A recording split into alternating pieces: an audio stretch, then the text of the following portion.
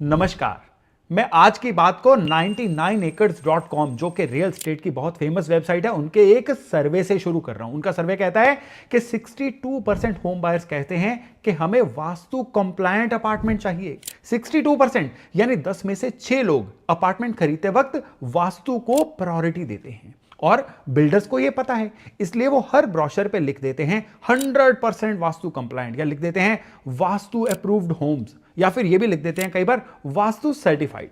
लेकिन आज के वीडियो में मैं आपको ये चीज रियली दिखाऊंगा कि जो अपार्टमेंट वास्तु कंप्लायंट बोल के बिक रहे हैं उनमें कई ऐसी फंडामेंटल गलतियां हैं कि जो कोई ब्रोशर नहीं बताता है, और वो चीज जो है ना, उस अपार्टमेंट में एंटर होने के बाद लोगों को सहनी पड़ती है और फिर से उनको वास्तु को रीअलाइन करवाना पड़ता है। और साथ ही साथ में इस वीडियो में मैं आपको एक फ्रेमवर्क भी दूंगा जिससे आप खुद चेक कर सकते हो कि आप जो अपार्टमेंट लेने जा रहे हैं, जिस फ्लैट में आप रह रहे हो, वो दरअसल खुद वास्तु कंप्लायंट है या नहीं है। और आपको इसके लिए कोई भी स्पेशलिस्ट हायर करने की फिलहाल जरूरत नहीं पड़ेगी। तो चलिए शुरू करते हैं। देखिए, मैं खुद एक वास्तु कंसल्टेंट हूं, मैं वास्तु प्रैक्टिशनर हूं। वास्तु शास्त्र एक बहुत गहरा, बहुत ही साइंटिफिक शास्त्र है, लेकिन समस्या तब होती है जब कोई भी बिल्डर इसका नाम लेके आपसे कई लाख रुपए ज्यादा चार्ज कर लेता है। आजकल मार्केट में 3 तरह के बिल्डर्स होते हैं। इनमें से पहली तरह के बिल्डर वे हैं जो जेन्युइनली वास्तु कंसल्टेंट को हायर करते हैं। नो डाउट इसमें खर्चा होता है, इसलिए इस तरह के जो बिल्डर्स हैं ये बहुत कम हैं। फिर आते हैं दूसरी तरह के जो आर्किटेक्ट से कहते हैं भाई देख, मेन डोर साउथ में मत रखना, किचन साउथ ईस्ट में रख देना, बस इतना। ये है ज्यादातर। और फिर आती है तीसरी किस्म जो सीधे ब्रोशर पे वास्तु कंप्लायंट छाप देते हैं, कोई कंसल्टेंट नहीं, कोई एनालिसिस नहीं, कोई बेसिस नहीं। ये सबसे ज्यादा है और आज हम इन्हीं के बारे में ज्यादातर चर्चा करने वाले हैं।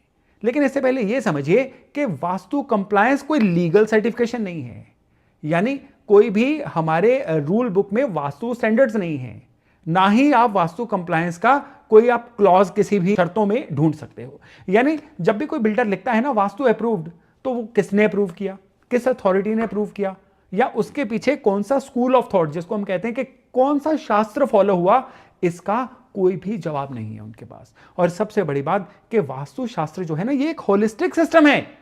आप कोई एक दो चीजें ठीक करके किसी चीज में वास्तु कंप्लायंट नहीं बन जाते। ये ऐसे ही है कि जैसे कोई तैरने की बुक पढ़ ले और कहे कि जी हां मैं एक तैराक, एक स्विमर बन गया। नहीं, ये इतना आसान नहीं है, ये इतना सरल नहीं है। वास्तु में वास्तु पुरुष मंडल का कॉन्सेप्ट है। पूरा प्लॉट या पूरा फ्लैट एक एनर्जी ग्रिड के अंडर आता है। उसमें जोन्स होते हैं, हर जोन का एक देवता होता है, एक स्पेसिफिक एलिमेंट होता है, एक स्पेसिफिक फंक्शन असाइन हुआ होता है उनको। अगर आपने बस मेन डोर का डायरेक्शन ठीक कर दिया लेकिन बाकी सब कुछ गड़बड़ है, तो वो जो अपार्टमेंट है ना, ये वास्तु कंप्लायंट नहीं है, वो बस एक मार्केटिंग है।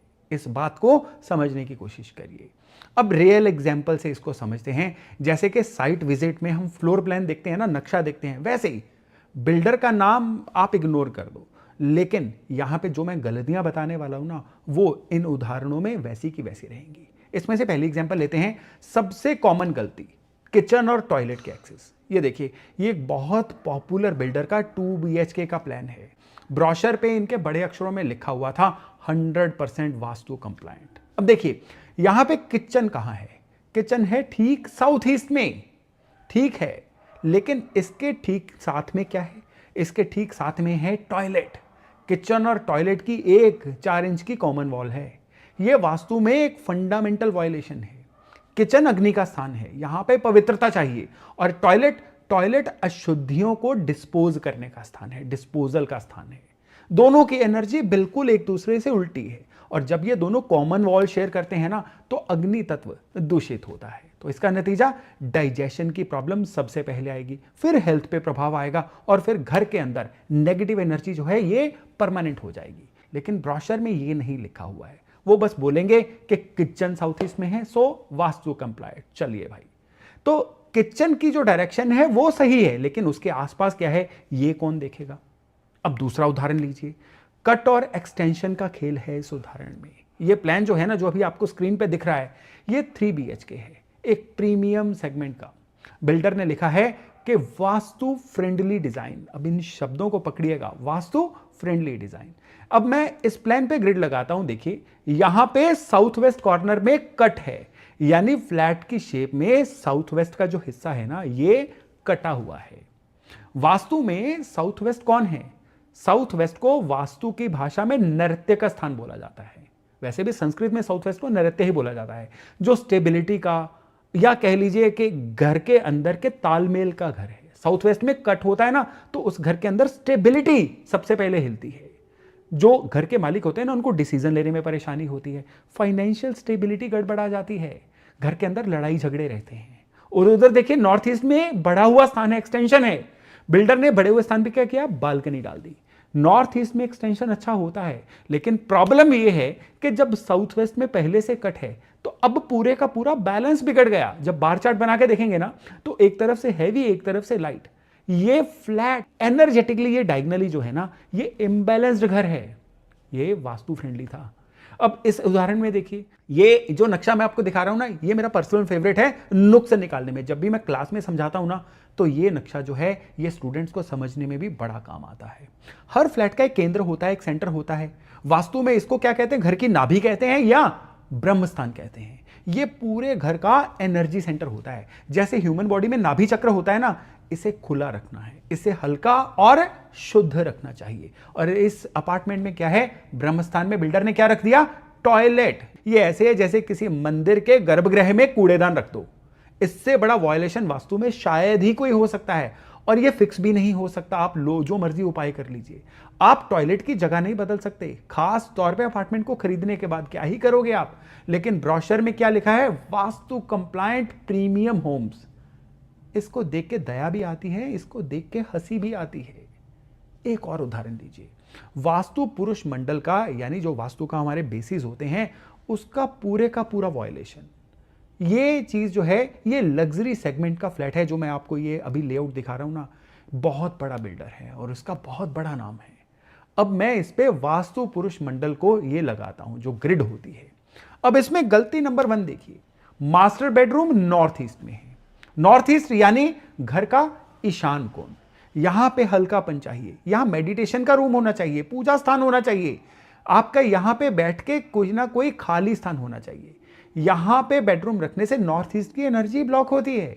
गलती नंबर 2, पूजा रूम या स्पिरिचुअल रूम जिसको बोलते हैं ना, वो दक्षिण में बना दिया, जो यम का स्थान है। यहां पे पूजा करने से अगर कनेक्ट करना है ना, स्पिरिचुअल बाधा आती है, स्पिरिचुअल ग्रोथ में बाधा आती है। और गलती नंबर 3, मेन एंट्रेंस पश्चिम में है, लेकिन गलत पद पे है, गलत चरण पे है। वेस्ट में हर चरण शुभ नहीं होता। बिल्डर ने बस वेस्ट फेसिंग देखा, प्रॉफिट की दिशा देखी, चल कर दिया। लेकिन यहां पे जो पद की कैलकुलेशन है वो है 0। अगली गलती भी देखिए, वाटर टैंक या ओवरहेड जो टैंक है ना, ये साउथ वेस्ट में है। साउथ वेस्ट में पानी का स्टोरेज एक बहुत बड़ा दोष है। पृथ्वी तत्व है साउथ वेस्ट, पानी जो है यहां पे इस दिशा को इम्बैलेंस लेके आता है। चार बहुत बेसिक वायलेशंस, वो भी एक ही अपार्टमेंट में। और ब्रोशर क्या कहता है? डिजाइन्ड एज पर वास्तुशास्त्र नॉर्म्स। किस वास्तुशास्त्र के अनुसार भाई? मुझे भी बताओ, क्योंकि ये शायद कोई नया वास्तुशास्त्र है जो अभी तक किसी ने पढ़ा नहीं है। आप सोच रहे होंगे कि बिल्डर ऐसा क्यों करते हैं। इसमें पहला रीजन जो आता है ना, कि वास्तु कंप्लायंस का कोई लीगल स्टैंडर्ड नहीं है, कोई अकाउंटेबिलिटी नहीं है। आप कहीं पे भी किसी भी बॉडी को इसकी कंप्लेंट नहीं कर सकते कि फ्लैट वास्तु के कंप्लायंट नहीं था, लिखा हुआ था। और रीजन नंबर 2, कि एक्चुअल वास्तु कंप्लायंस में प्लॉट का शेप, ओरिएंटेशन, इंटरनल लेआउट सब कुछ बदलना पड़ता है। इससे कंस्ट्रक्शन की कॉस्ट बढ़ती है और जो सेलेबल एरिया होता है ना, वो कम हो जाता है। बिल्डर को क्या चाहिए? प्रॉफिट चाहिए। बिल्डर को वास्तु थोड़े चाहिए।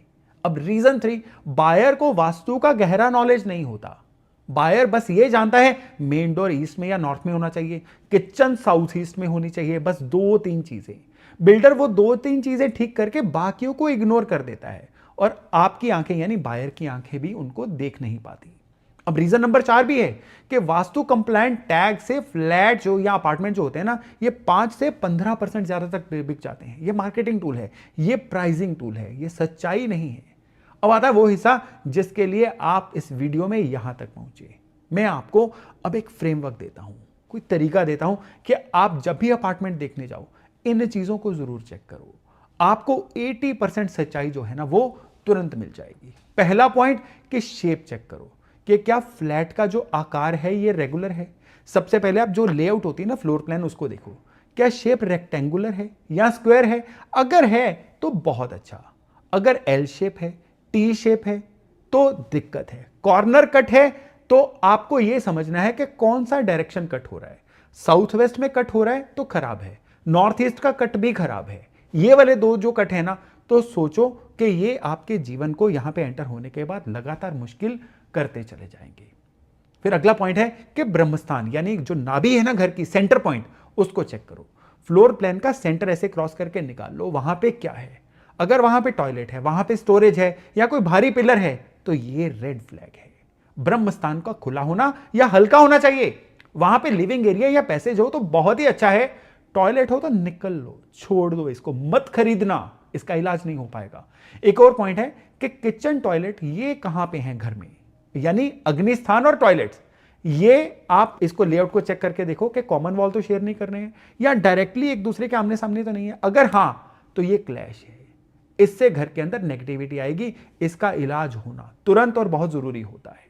फिर अगला पॉइंट कि मेन डोर जो है, मेन डोर सिर्फ ईस्ट वेस्ट नॉर्थ साउथ मत देखिए, इसके चरण देखिए, हर डायरेक्शन के कुछ ना कुछ चरण होते हैं, ये बहुत इंपॉर्टेंट है। लोग बोलते हैं ईस्ट फेसिंग है तो अच्छा है, नहीं, हर डायरेक्शन में स्पेसिफिक एरियाज होते हैं, तभी ये 32 पदस जो होते हैं ना, इसका कॉन्सेप्ट होता है वास्तु पुरुष मंडल में।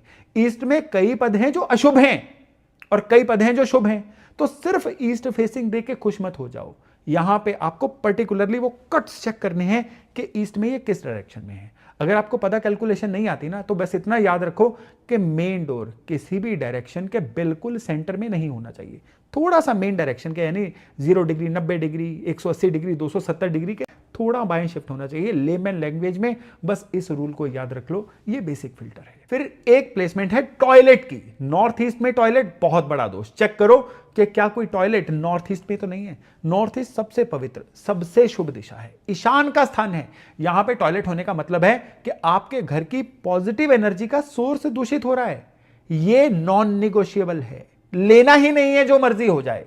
इवन साउथ वेस्ट का टॉयलेट भी मत लीजिए।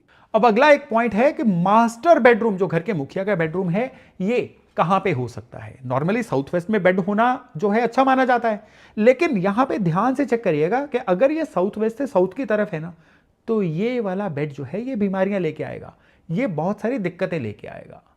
प्रॉपर साउथ वेस्ट में बेड होगा तो अच्छा है। मास्टर बेडरूम अगर नॉर्थ ईस्ट में है तो जो हाउस लॉर्ड है ना, घर का स्वामी है, उसकी अथॉरिटी, उसकी कंट्रोल, उसकी पकड़ कमजोर होती जाती है।